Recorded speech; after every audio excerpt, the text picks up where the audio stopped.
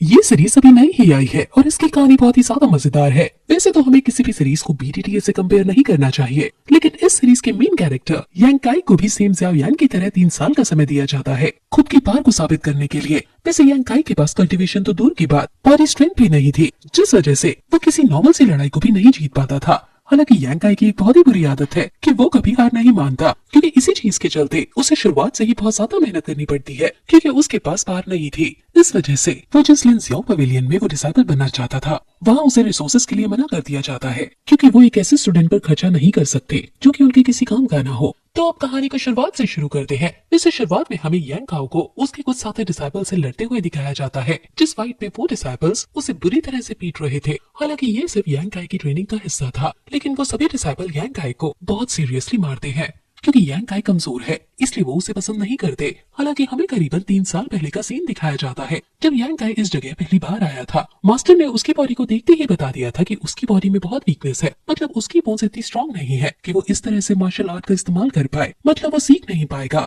हालांकि यांग काई उनसे रिक्वेस्ट करता है कि वो यहाँ से नहीं जा सकता, वो यहाँ बहुत उम्मीद के साथ आया है। जो सुनकर मास्टर कहते हैं कि ठीक है, अगर तुमने अपना मन बना लिया है तो एक रास्ता है। हमारे यहाँ रूल है कि अगर कोई स्टूडेंट टेस्ट में पास नहीं हो पाता तो भी हम उसे एक और चांस देते हैं, लेकिन ध्यान रखना कि हम तुम्हारे ऊपर बिल्कुल भी खर्चा नहीं कर सकते। पास के ही जंगल में तुम्हें घर बनाकर रहना होगा और अपने खाने पीने की और बाकी चीजों की व्यवस्था तुम्हें खुद करनी होगी, और साथ ही हम सिर्फ तुम्हें 3 साल का समय देंगे। तब तक तुम्हें बॉडी टेम्पर्ड के 3rd लेवल को क्रॉस करना है, नहीं तो 3 साल बाद तुम्हें यहाँ से जाना होगा। ये सुनकर यांग काई उन्हें थैंक्स कहता है और बोलता है कि चिंता मत कीजिए, अगर मैं उस लेवल तक नहीं पहुंच पाया तो आपके बिना कहे ही मैं यहाँ से लौट जाऊंगा। वैसे अब इसके बाद सीन करंट टाइम पर आता है। वैसे तो अभी 3 साल पूरे नहीं हुए हैं, लेकिन सिर्फ कुछ ही महीने बचे हुए हैं। यहाँ यांग काई भी अपने एक सीनियर जो नाम के लड़के को चैलेंज कर रहा था। वो उससे कहता है कि आप मेरी मदद कीजिए जिससे मैं 3rd लेवल तक पहुँच पाऊँ। जो भी कहता है कि ठीक है, मैं तुमसे लड़ने के लिए तैयार हूँ। हालांकि अभी वहाँ पास ही बहुत सारे डिसाइबल्स खड़े हुए थे,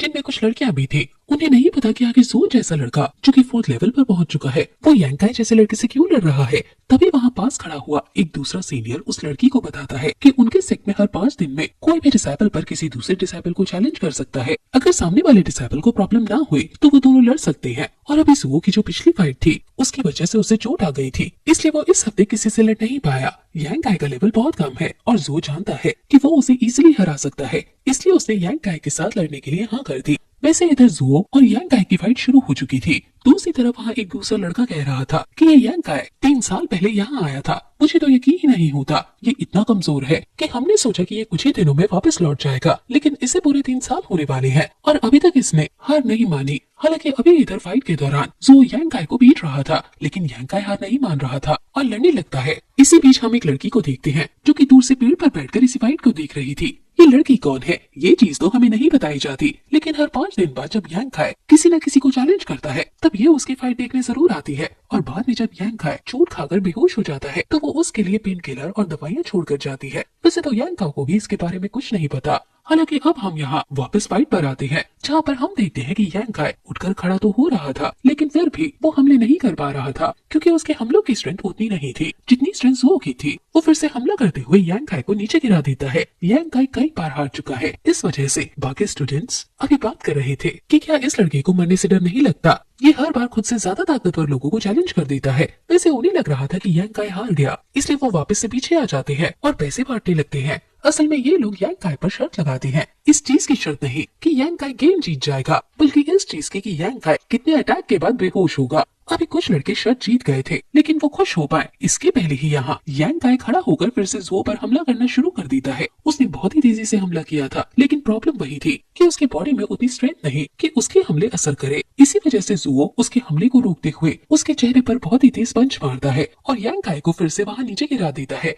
अब सबको लग रहा था कि फाइनली यांग काई हार गया, लेकिन यांग काई इस चीज से खुश था, क्योंकि जब वो पंच खा रहा था तब उतने टाइम के लिए उसने देखा कि जुओ का वीक पॉइंट क्या है। मतलब कुछ देर के लिए अगर वो चाहता तो जुओ को पंच कर सकता था। वो सोचता है कि मुझे फिर से ऐसी गलती नहीं करनी है और खड़े होने की कोशिश करने लगता है। दूसरी तरफ जुओ सभी से कह रहा था कि आप लोग मेरी फाइट देखने आए, इस चीज के लिए शुक्रिया, लेकिन सभी का ध्यान तो अभी यांग काई पर था जो कि उठने की कोशिश कर रहा है। जुओ भी हैरान होकर पीछे मुड़ता है। दूसरी तरफ वो लड़की जो कि उनकी फाइट देख रही थी, उसके हाथ में कागज था। वो इस चीज की रिपोर्ट शायद मास्टर को देती है कि यांग काई किस तरह से परफॉर्म कर रहा है। हालांकि वो अभी कह रही थी कि ये लड़का हमेशा खुद से ज्यादा ताकतवर लोगों को चैलेंज करता है और अब तक ये 148 फाइट हार चुका है, लेकिन फिर भी इसके लेवल में कोई फर्क नहीं आया। वैसे तभी यांग काई खड़ा होकर हमला करना शुरू कर देता है। वैसे इस चीज से वो डिसाइपल हैरान थे, लेकिन वो कह रहे थे कि इस चीज का कोई फायदा नहीं है क्योंकि ये कई बार इस तरह से खड़ा हुआ है, लेकिन आखिर में ये हार ही जाता है। वैसे इतने में ही यांग काई फुल स्पीड के साथ आगे बढ़ना शुरू करता है। अभी जुओ उसके हमले को रोकने की कोशिश तो कर रहा था, लेकिन यांग काई को पता था कि उसे किस तरह से हमला करना है, इसलिए फाइनली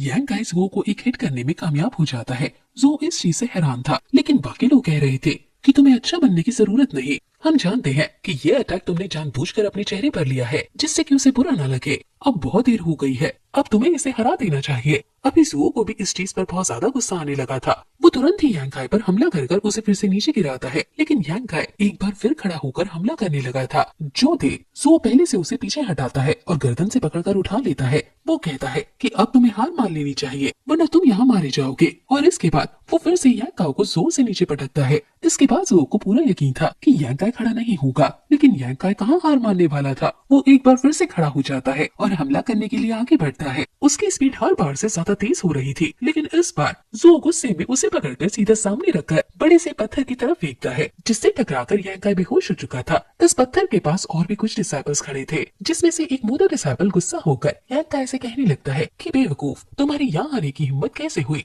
इतना कहकर वो उसे लात मारने वाला था, लेकिन तभी वो लड़की जो अभी भीड़ पर बैठकर ये फाइट देख रही थी, वो एक्यूप्रेशर नीडल से उस लड़के के पैर पर हिट करती है। वो लड़का खड़ा नहीं हो पाता और घुटनों के बल आ जाता है, लेकिन किसी ने भी यहाँ उस लड़की को नहीं देखा था। बाद में उसके साथी डिसाइपल उस लड़के को वहाँ से ले जाते हैं। अभी सिर्फ यांग काई ही वहाँ नीचे पड़ा हुआ था, वो उसे वैसे ही छोड़कर चले गए थे। हालांकि तभी वो लड़की पेड़ पर से नीचे आती है और यांग काई को खींचते हुए सीधा वही पास के पेड़ से टिकाकर बिठा देती है। इसके बाद उसने यांग काई को एक बोतल दी थी जिसके अंदर कुछ पेन किलर गोलियां हैं। यांग काई तो अभी बेहोश था, इस वजह से यांग काई ने उस लड़की का चेहरा नहीं देखा, लेकिन वो लड़की यांग काई से कह रही थी कि तुम बेवकूफ हो क्या, ये मुझे नहीं पता। पूरे 3 साल हो चुके हैं इस तरह से लोगों से लड़ते हुए, लेकिन फिर भी तुम्हारा लेवल नहीं बढ़ा। मैं चाहती हूँ कि तुम जल्दी से यहाँ से चले जाओ, वरना तुम इस तरह से मार खाते रहोगे। इसके बाद वो वहाँ से चली जाती है। हम देखते हैं कि अभी लगभग सुबह का ही टाइम था, लेकिन यांग काई इतनी बुरी तरह से पिटा था कि होश आते आते उसे लगभग शाम हो जाती है। यांग काई जैसे ही अपनी आंखें खोलता है तो वो सूरज को ढलते हुए देखता है। वो कहता है कि लगता है मैं फिर से हार गया। हालांकि उसी दौरान वो अपने हाथ में देखता है कि आज भी वो बोतल जिसमें पेन किलर्स थे वो उसके हाथ में है। वो कहता है कि मुझे नहीं पता कि तुम कौन हो, लेकिन तुम हमेशा मेरी फाइट देखने के लिए आते हो। वैसे तो इन 3 सालों में मैंने तुम्हें बहुत निराश किया है, लेकिन मैं वादा करता हूँ कि मैं एक दिन तुम्हें जीत कर दिखाऊंगा। हालांकि इसके बाद वो खड़ा होकर अपनी लकड़ियों की बास्केट को उठा लेता है क्योंकि अभी उसे घर भी लौटना है। पर तभी उसे याद आता है कि 3 साल पूरे होने वाले हैं और अभी तक वो बॉडी टेम्पर्ड के 3rd लेवल पर नहीं पहुंचा है। अगर ऐसा हुआ तो उसे वापस लौटना होगा। हालांकि भले ही अब ज्यादा समय ना बचा हो, लेकिन उसने हार नहीं मानी थी। वो कहता है कि कल से मुझे फिर से ट्रेनिंग शुरू करनी है। इसके बाद वो सीधा अपने घर आ जाता है। जैसे कि हमें शुरुआत में बताया गया था कि उसे कोई भी सुविधा नहीं मिली है, उसे बस एक पुराना लकड़ी का घर दिया गया था जहाँ उसके पास 2 प्लेट और एक चद्दर है। यांग काई के पास अभी बेड भी नहीं था, इसलिए वो जो पत्थर का बेड था और पत्थर का तकिया वही उसने रख लिया था और वो उसी पर सोता था। यहाँ आते ही वो खाना वगैरह ना बनाते हुए पहले उस दवाई को पानी में डालकर एक हैंकी से अपनी चोटों पर लगाने लगता है।